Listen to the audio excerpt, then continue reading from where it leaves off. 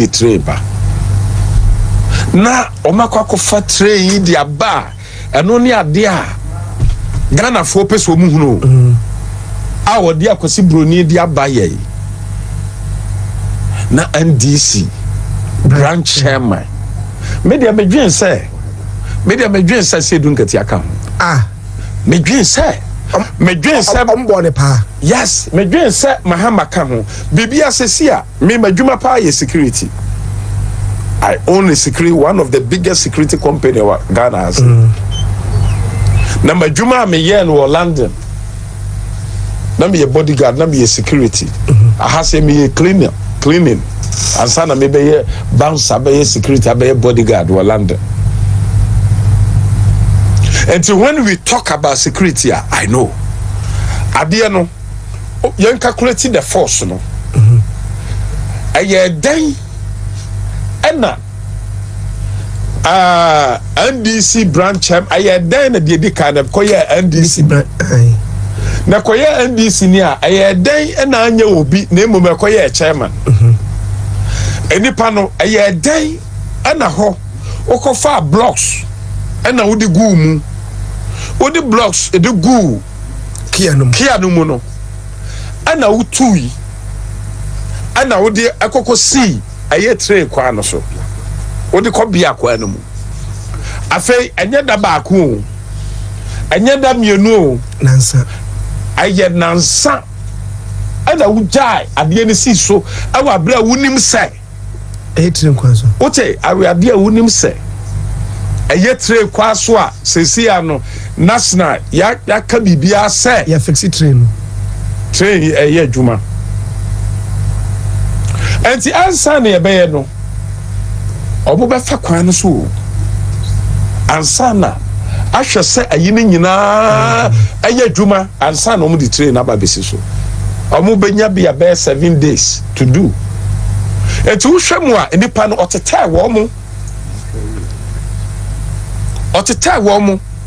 enu ti dampare se wo tie mi a I was so invite John Mahama because ya wo ho no fosu ampofo eni sabi jamfimo edi betu dwase sa omo pese omo hwe ni aba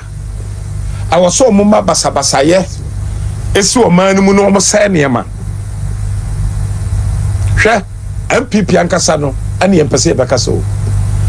dum so ye se na ba ye pese na ndisi fo ho bom omo we si jobi na agriko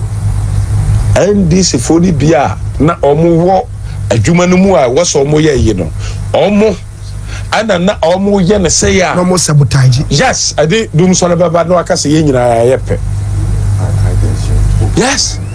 high tension aye kumase ha say ya no ya musa regional minister 8 ana ko mu bu agu fom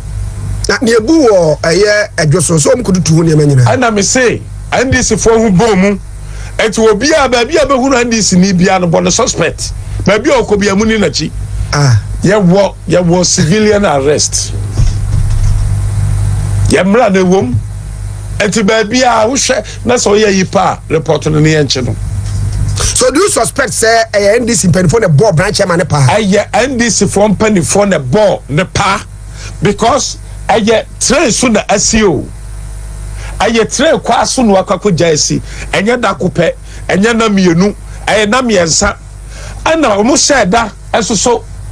you see obi amra TV ka kwan bia na ho wotie eto omo sheda tio show so wo hwe aye rain na aye ade a ya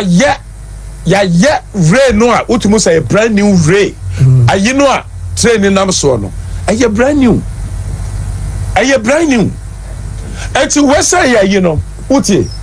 I was say ya chino ne ya chi NDC for mpanimfo ni bi ka media me dwen say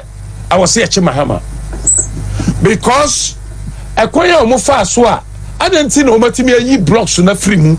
na omanyi ka no na omatimi afa manfo okrampa mpia na say eno so ya sempa o na say adenti ana blocks na free mu no me text yourself anya so on bache nko a the rationale the motive media me dream say nkofo bi ehyekyere because say ekone akokobɔ tape ofoso ampafo kan numra bi ayayi say muhyeshi we ene ade ayayi no a ene ofoso ampafo nka ho bio ba na ase edu nkatia mo na wo ho me say yemfa wo mo na safidie bi kura na NDC executives no ye de be se wo madwen mu na atinu to say ombeye ni papa we should do it. You see, you just said the Ghana see cosway.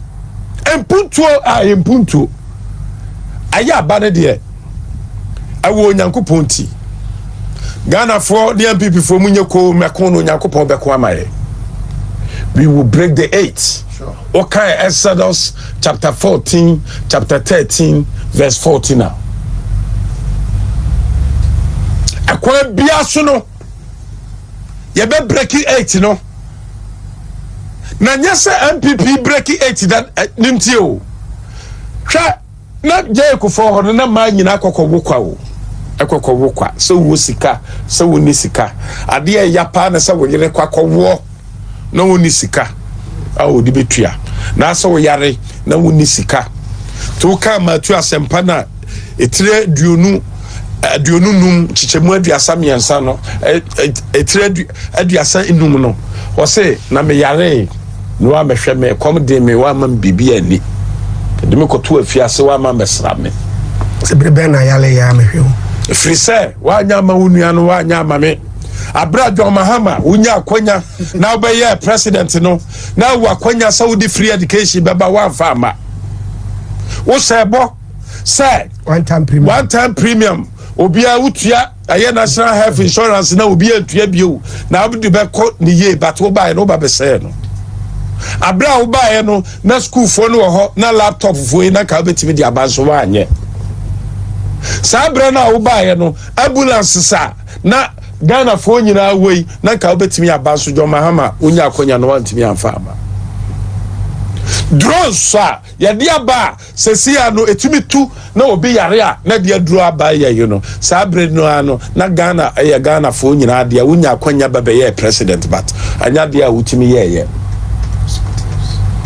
hospitals agenda 111 ye ka ho asem ye asisi yesi no ba bi obi a no edi nani ehunu ye sabre na obetimi aye so wantimi anye court ahodwai yesi no baabia ayayia baabia obeduru bia no yesi court ahodo nyina no na obetimi ehu danka obetimi aye enso wa anye astrotef now baabia obefa bia krobia constituency bia obefa bia no hu na astrotef samranti betimi nya bo aye president runya bi ebedi udi vice and obedi president enti saade ni nyina enti free me soko John Mahama akwa bone wa ni no kre wo bai wo wia Ghana for ana ade ma wo ho ene wabusua enti na sansa ni enti no anya dia president no ubedi bio sande so odi wo hina bitu no na okọ friends amanfrefo a senko betima nya tumi aba back na de oye ni nyina chi wantumi ani wo hini bio no wo chafa atise so wo baaye aye ma na odi babenya aye papa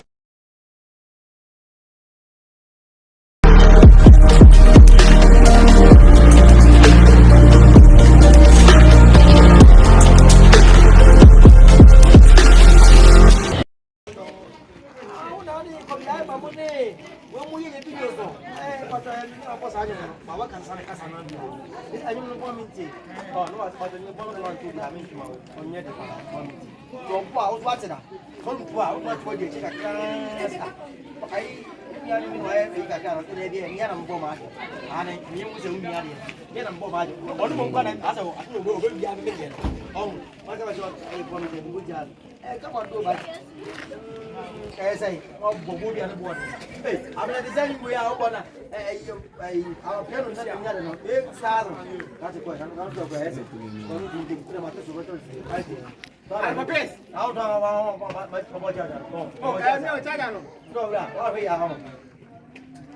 that's why your aunts are not Yanko. Right. Now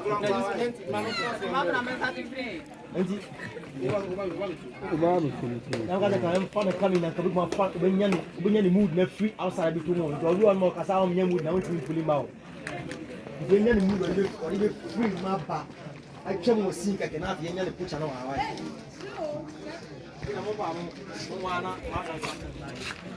Sorry.